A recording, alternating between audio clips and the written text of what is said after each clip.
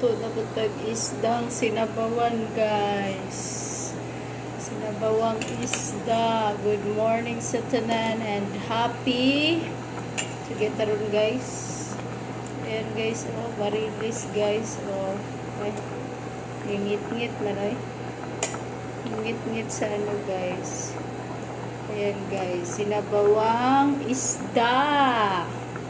Para makakain ng sabaw yung anak ko.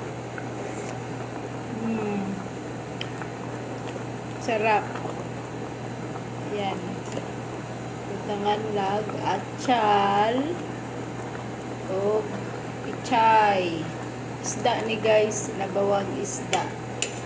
Okay. Nagsigang naman mi guys. Karni. So, isda na punta karon.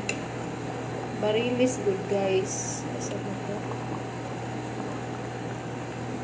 Ayan guys. Luto na to tong baby boy kaya na po'y pasok. Mahatag na po ko sa inyo pa-sure guys. Ang pa-sure sila Reyes karon na isa ka buok na agihapon ko karoy 8. 8 guys. Pero parisan na nako ha, parisan na nako niya guys. Good morning.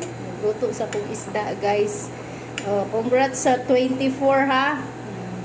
Gihatag na to kagapon 2 ug 8. So ang resulta is 24, giparis na to na isa 824428. Usa jud ang 24. Congratulations sa tanan.